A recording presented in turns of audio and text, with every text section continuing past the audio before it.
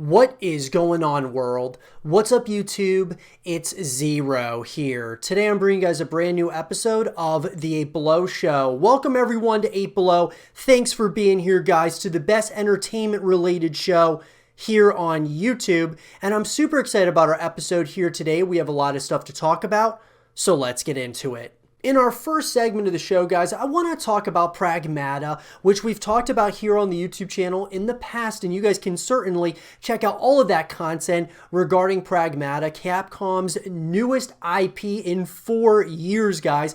That futuristic kind of style that looks to be something that could be really something special for Capcom, especially them promoting this game, a couple of years out. The game's not going to be coming out until 2022. Who knows if it'll be earlier on in the year or later in the year.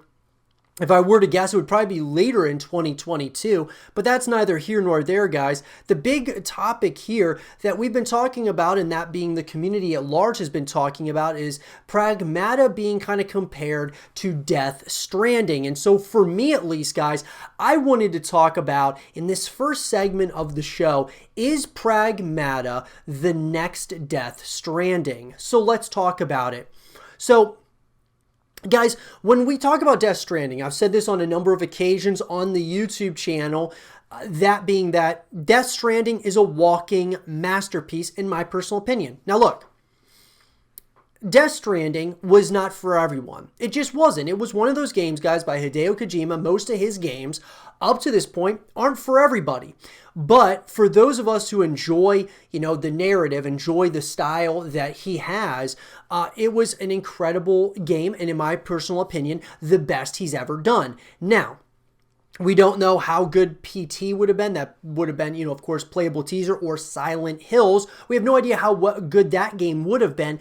But Death Stranding, guys, in my opinion, was an incredible accomplishment by Hideo Kojima and his team over there. And I thought that some people were a little bit too harsh on it at times. I understood, though,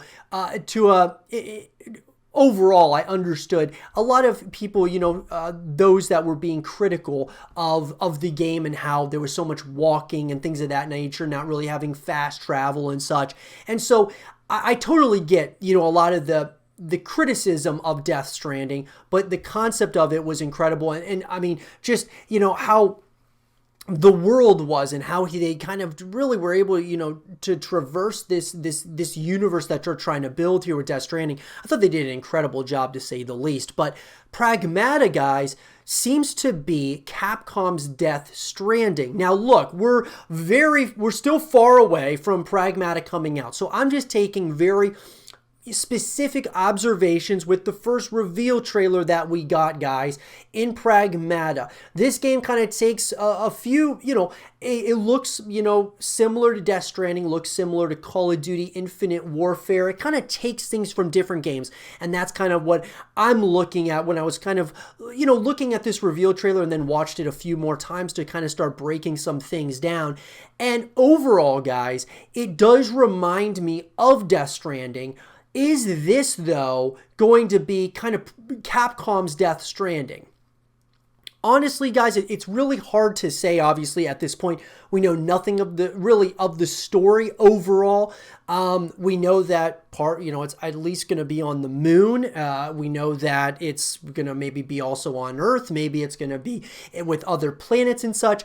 And what I'm getting at here, guys, is that when Death Stranding, when those reveals were coming out early on, and we were starting to really see kind of there was still so much mystery, right, to Death Stranding. I see similarities there with Pragmata. Just a lot of different, a lot of, let's put like secrecy, as well as just a lot of things that we just don't know here about the game. And that was similar to like Death Stranding when we were getting, of course, the initial reveals of the game. And there were so many people in, that were Hideo Kojima fans, that were just, gamers and, analysts alike. We're trying to break down each of the trailers, basically stating, different theories and such around Death Stranding. And I think, guys, all in all, one thing is that some of the theories, personally, that I heard about Death Stranding before it came out, I actually liked some of those theories more than what the actual final product was. I think it would have been really interesting if some of the theories would have been true for Death Stranding, but that's neither here nor there, guys. I still think what Death Stranding and what they accomplished there is incredible. However, when we're talking about Pragmata now, you see similarities, even with the character, that being the robot or the human, whatever it is, guys, that it looks like that's in that bodysuit. There are, obviously, it looks like he's using items and such that kind of look similar to that of Death Stranding, which kind of is interesting. But all in all, guys, I think that this looks to be Capcom's way, or Capcom's Death Stranding. Now, the question to me is it really worth Capcom doing a game similar to Death Stranding? Look, Death Stranding, it sold well, guys, okay? But I don't think that it made as much money as people actually think. Because of how expensive it was to make, and then of course the marketing, that is really expensive, so on and so forth.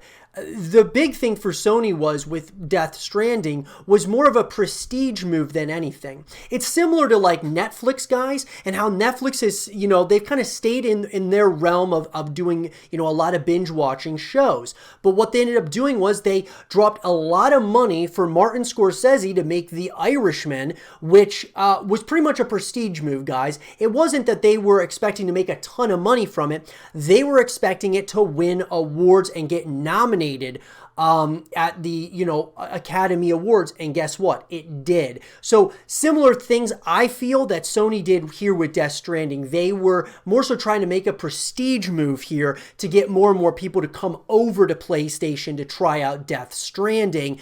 And I think they were successful with that. I do think that it was successful in that way. I don't think it won as many awards as it should have, but once again, neither here nor there. Pragmata seems to me to be something of like a similar style, but what they could do here with Pragmata, the opportunity that Capcom has, is they actually could move in a direction that, some of these theories that people had about Death Stranding could actually be, could actually come into the fray here with Pragmata. That being like being near a black hole and things of that nature, guys. Those were all things, when we're talking about Death Stranding, that people were breaking down in a significant way. From the trailers to then the gameplay and such. And it even looks like, guys, that your character in Pragmata is somewhat of a... looks like, he is trying to, either he's forced to wear the suit, or it's a robot, or he works on the satellites. The satellite, came through the glass barrier. That to me it was almost like they were trying to give the impression that you were somewhere you weren't, or a lot of confusion there. But what I will say, guys, is that Pragmata, I believe, is going to actually be Capcom's way of trying to make maybe a prestige move here. This is maybe a game that they're going to, put a lot of resources into to create that mystery, create that, that sense of, you got to just try this because you want to know what happens. And so with that, guys, I think that this could very well be their Death Stranding, or kind of somewhat related to that. I'm not saying, of course, that Pragmata is going to be in the Death Stranding universe or anything like that, but I'm saying that you can see that there are definitely ties, and they took, some nods from Death Stranding. And so is Pragmata going to be the next Death Stranding? Part of me hopes it isn't, because I think Death Stranding, for what it is, it's kind of unique to its own. And obviously, Hideo Kojima has stated in the past, when he made Death Stranding, he wanted to almost create a new genre with Death Stranding that other games would kind of follow suit. And maybe Pragmata is one of those games that's going to follow this suit of making this, kind of realistic style to gameplay in this fictional type of universe. And so it's hard to say, guys. It looks like Pragmata will most likely be an open world, or at least a semi-open world at that. It looks like there will be like co-op elements potentially, with maybe the little girl as your sidekick, or maybe she's a playable character as well. All in all, there's so much mystery here. There's a lot of mystery with what we got from Pragmata. I'll be interested to see as more information comes out about it, and I'll certainly break all that stuff down with you guys as further information comes out. But at the end of the day, guys, it really comes down to, what do you all think? Do you think Pragmata is going to be the next Death Stranding kind of style game, or do you think it's going to be something completely on its own, no real ties to or nods to a game like Death Stranding? It's going to be kind of on its own. Let me know in the comment section below, and for more Pragmata content and videos, stay here with Zero TV. Another one of the upcoming games by Capcom is Resident Evil Village. And guys, I've said this in the past, that Resident Evil Biohazard, which was the 7th installment in this series, was one of the most terrifying video game experiences I've ever had. I mean, look, I've played a lot of games, and I've played a lot of horror games, and Biohazard, maybe it didn't affect some of you, but it was a very unnerving experience for myself. And look, games like Fear, games like Dead Space, some of these games that have very unnerving elements to them, Biohazard kind of elevated that in a way that I hadn't experienced in video games in quite some time. And I'm not going to say that Biohazard is the scariest game of all time, but it's certainly up there for me. And so coming off of that, it really... just being a real horror fanatic, someone who loves the horror genre in gaming as well as movies, I have been really wanting to see Resident Evil Village kind of move in a direction where it's like a direct continuation from 7, as well as having more, still kind of keeping that horror elements above the action. I know Capcom has stated that they are going to be adding more action to Resident Evil Village than what was in Biohazard, which at the end of the day, guys, if that makes the story progress in a positive way, then I'm okay with that. I just don't want them to have it be where the horror elements of Resident Evil go completely out the door, because I believe that Resident Evil was built on, in my opinion, it was built on the, this horror story with action elements in it. And so, that being said, I think that the story here, at the end of the day, if the story really does well with it being a little more action-oriented, I'm completely okay with that. And it'll be interesting to see, the continuation here, moving from Resident Evil 7 Biohazard to now 8, which is Village. And so the question, though, now, guys, is... at the end of this reveal trailer, we saw, of course, Chris Redfield, or what we believe to be Chris Redfield. And the question I want to propose here is Chris Redfield an hallucination? Is a lot of these things not real? And guys, what I'm going to get at here is that Resident Evil's gone on for quite some time now. Throughout the course of gaming history, this is a staple in gaming, in my opinion. And it's very important to me, and I believe a lot of other people out there, that this is a franchise that remains somewhat intact as far as, the continuation here. I think it's really important that this continues. However, it's interesting to me how Chris Redfield as a character throughout the games, his appearance has changed and such. And so what I'm getting at, I started playing the game in Resident Evil 5. That's really where I started playing the game, guys, in a major way, from a story perspective and all of that. And Chris Redfield, I loved the way that they made him look in that game. And as it's progressed here, and we've seen him age, or just, whatever the case might be, he's changed. His appearance has changed in each of these games. And you look even way back into the earlier games, it's consistently changing. Now, the big question is Chris Redfield even a real like person within this universe, or is he a hallucination? Is he, some type of just imagination that we have as a character?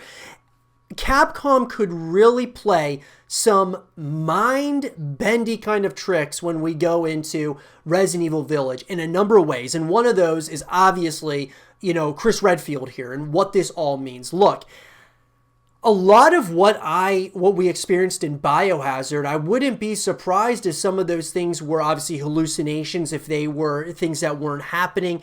I feel like there's an overarching narrative or storyline going on here, and we might not even know about it. And that's what makes this a very intriguing continuation in this franchise. This is, like I said, guys, next year, this is one of my most anticipated games of the year already for 2021 because of like where they're going with the story. After coming off of Biohazard, I loved Biohazard so much. I wish that there was just more that I could have done in that universe.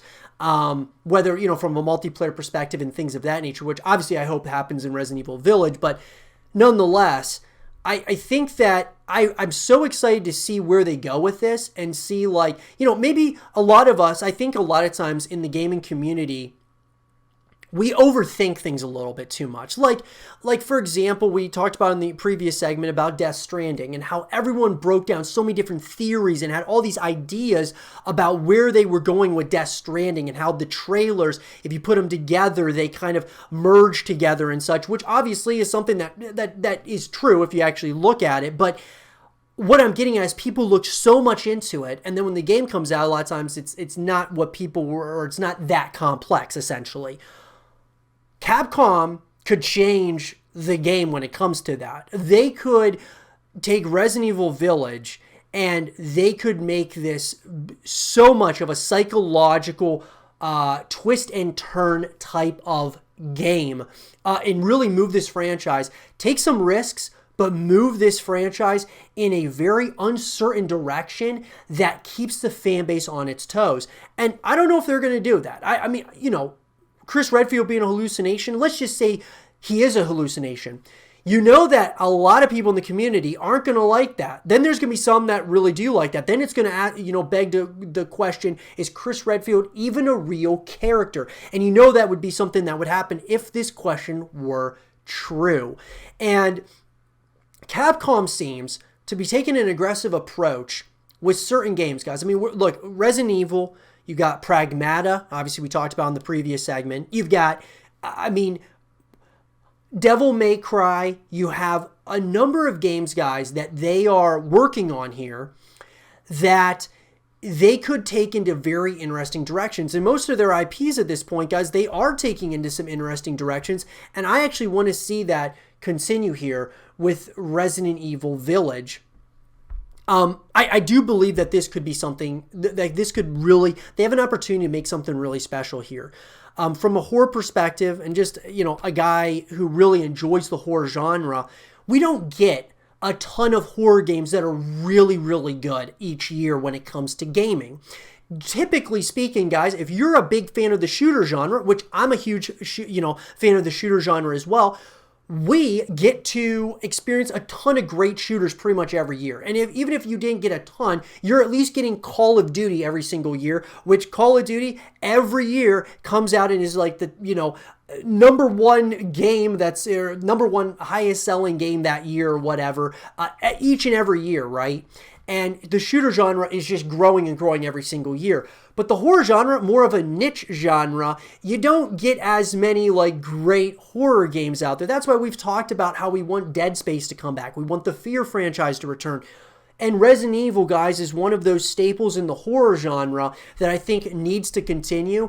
But I do think that in order for it to continue, they're going to have to take some risks. They're going to have to take some chances here with this game in particular with Village. And whether that means having a narrative that, Chris Redfield is actually a hallucination in the past two games or altogether or whatever it might be, guys, you're actually not playing as Chris Redfield, or this isn't Chris Redfield, it's actually a different character. And there's so many ways they could do it, because honestly, guys, I mean, I don't know if any of us can really answer why is Chris Redfield's appearance in each and every Resident Evil game pretty much different, overall. I mean, sure, a couple of the games he looks pretty similar, but then you've got games where he looks totally different overall. And so I just want to pass this question on to you guys, and I'm going to have a number of videos kind of like this related to Resident Evil Village and why this game could be one of the just most psychological, mind-bending, trippiest types of, horror games that we've seen in recent times if Capcom decides to do that, which I believe they might actually do that. But I do want to hear from you guys as to, in this question in particular, is Chris Redfield a hallucination in Resident Evil Village? I'd also would, like to ask, is he a hallucination in Resident Evil 7 Biohazard as well? That's another question for another day, but let's have a real conversation about it, guys. Let me know in the comment section below what you guys think about this question in particular and the overarching story that is Resident Evil and where they might be going with this story. Let me know what you guys think, and for more Resident Evil Village content and videos, stay here with Zero TV. Another one of my most anticipated games, guys, is the Outlast Trials. I'm super excited about this title. This one being, different from a lot of these, other horror titles out there. And I think that there was a lot of speculation, a lot of question marks around this title when it first got announced. Then they released the official, posters and such of the Outlast Trials. And what I got to say is this, is that from the very beginning, when we at least saw the posters got released showing 3 characters with the goggles on and obviously with the color palette of the Outlast Trials, what I proposed, or what I kind of thought in my mind, what immediately clicked to me for the Outlast Trials was VR. Virtual reality. This is going to be, Outlast in VR. That's what it's going to be. It's basically going to be a Half-Life game, or it's going to be kind of like what Valve did with Half-Life. They had Half-Life games that were, obviously on console, PC, and then they went ahead and did Half-Life Alyx, which was just on VR, a VR exclusive, which I think was an absolute travesty that it was only on VR. But that's another discussion for another day, guys. But however, with the Outlast Trials, it has been stated that it is going to be coming out on PC at least. And what I want to propose here in this segment is VR completely off the table? Is this going to be a title that's going to go on consoles and go on PC, which I'm hoping it goes to all those things? But is it also going to go to VR? So now I think the question has kind of flipped on its head. For me, I thought at first, this is a virtual reality title. It's going to be VR. Now, if it's going to have other releases, like a release on PC, a release on the consoles, I thought that was certainly possible. I just thought from what those posters, I was almost convinced that it had to be VR. But we were wrong, or at least it seems as of right now. But will the Outlast Trials have a VR release? I think it's very possible, guys. I mean, just by watching the reveal trailer, this looks like it could very well be a VR, release. I mean, a virtual reality game at least. I mean, if you were to show me the poster and then you would have shown me the reveal trailer, I would have said 100% this is a VR game. It's a VR title, 100%. I still would have said that.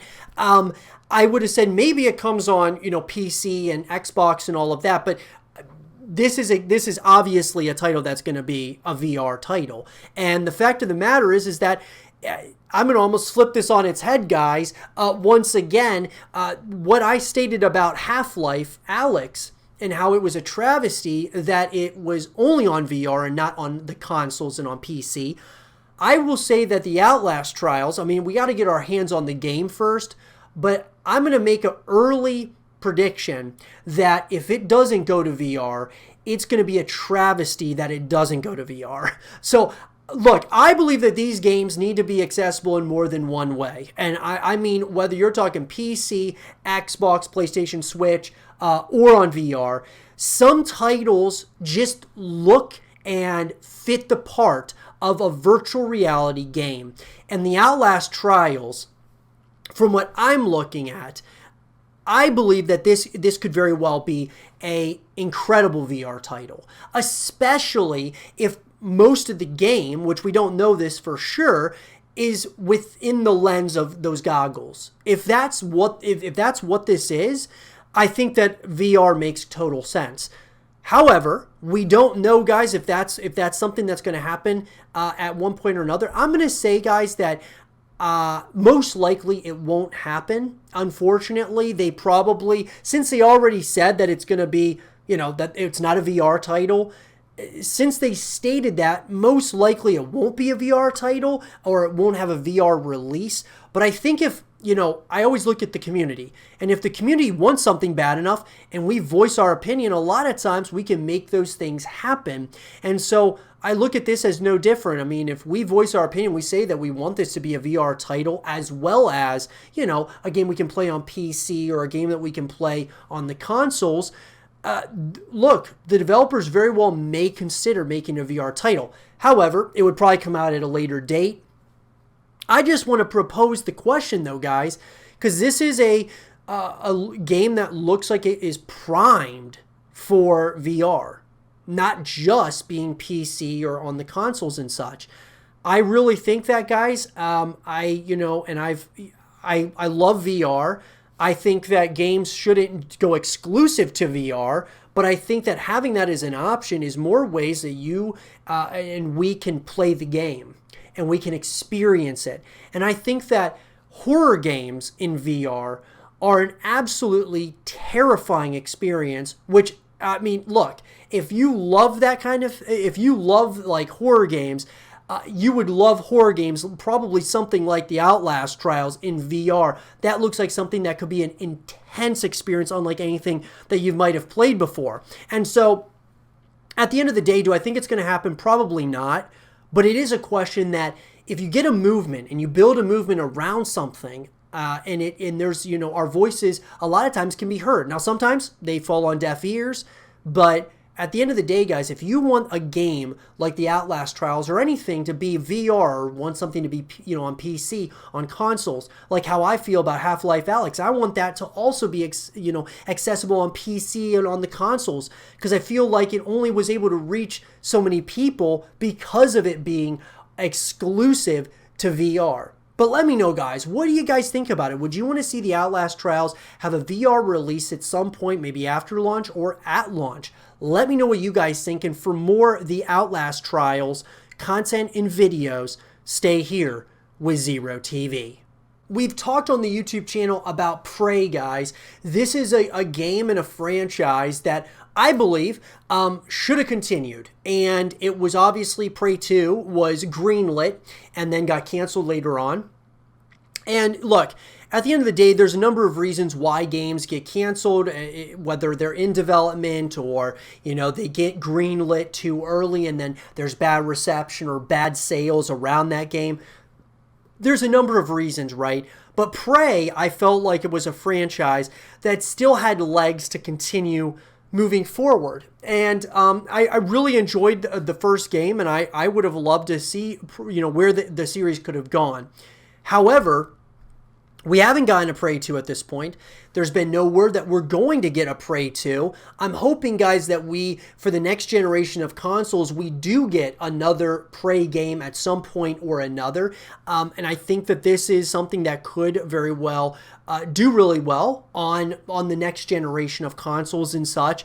And so what I wanted to do in this last segment of the show is talk about the 5 things that we want in Prey 2. And when I say we, guys, I'm talking about myself here and my opinions. Some of you may agree with my opinions and some of you may disagree. What I'd like is for you guys to let me know in the comment section down below what your top 5 things are that you want in Prey 2. And this is all going based on the idea that Prey 2 is going to come out at some point or another. So let's get into it. So guys, coming in at number 1 for me, for Prey 2, guys, I want to see a continuation from Prey 1. So I would like, as far as the story is concerned, I want them to pick up right where they left off in Prey 1.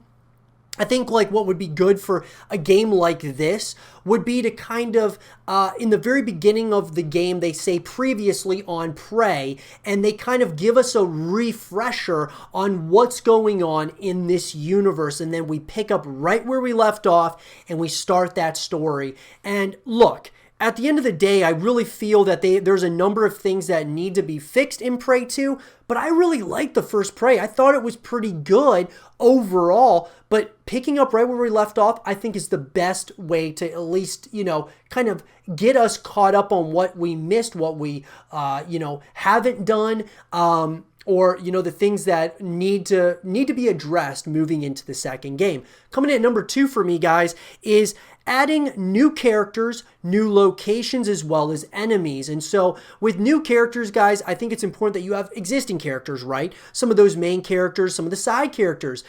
You have new characters that enter into the fray, that get introduced.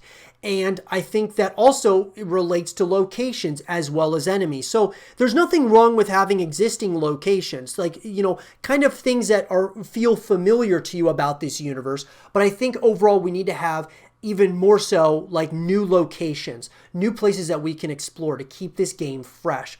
Also, of course, enemies, guys. Look, you can have some of the existing enemies. I think that's kind of, custom to pretty much every game out there. You got similar enemies to the previous games, but you also want to have new enemies. You want to see progress and continuation, new baddies that you go up against. So I think that's really important as well. Coming in at number 3, guys, for me, is having more customization options.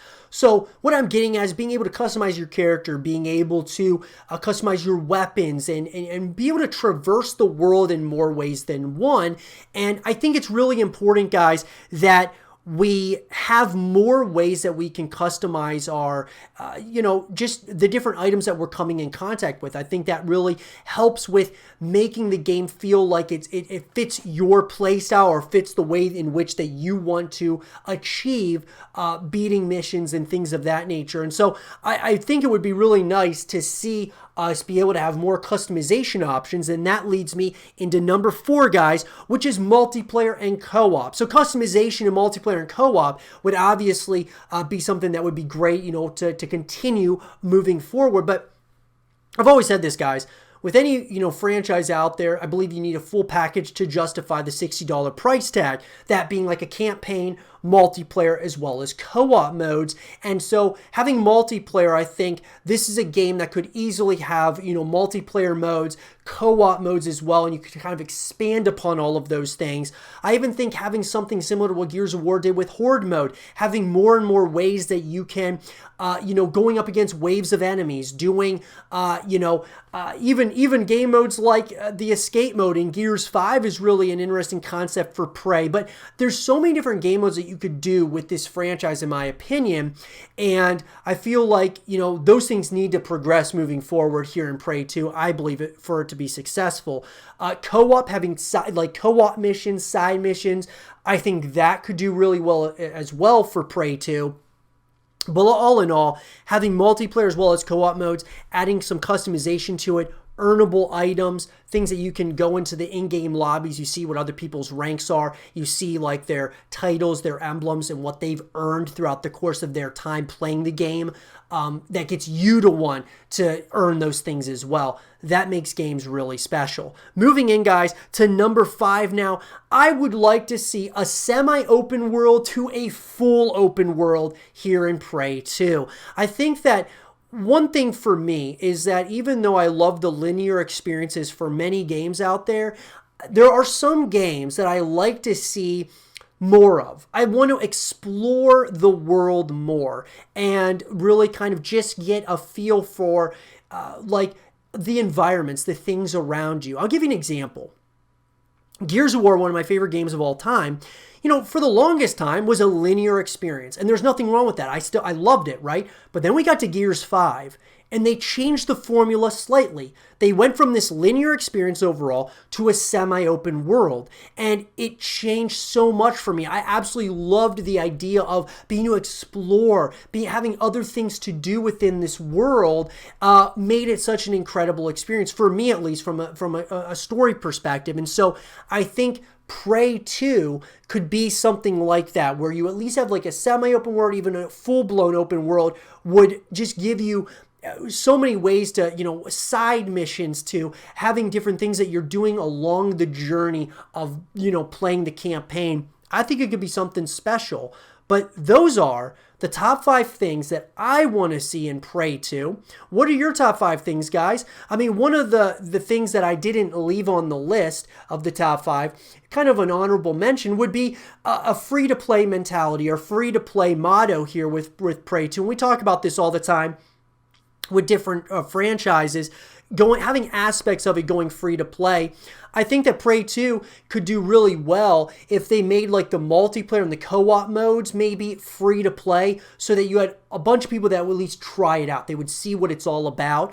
I think that could be really smart, a great marketing tool to help people maybe buy the full game. Part of me thinks that there's no way that would happen, to have a free-to-play game or even aspects of Prey 2, but at the same time, it's something that I would love to see. But let me know, guys, what are your top 5 things that you want to see in Prey 2? Let me know in the comment section below. And for more Prey 2 content and videos, stay here with Zero TV. And with that being said, everyone, I hope you guys did enjoy this episode of The 8 Below Show. And if you guys did, leave a thumbs up, subscribe if you're new, stay positive, and as always, I'll talk to you guys all in the next one. Peace.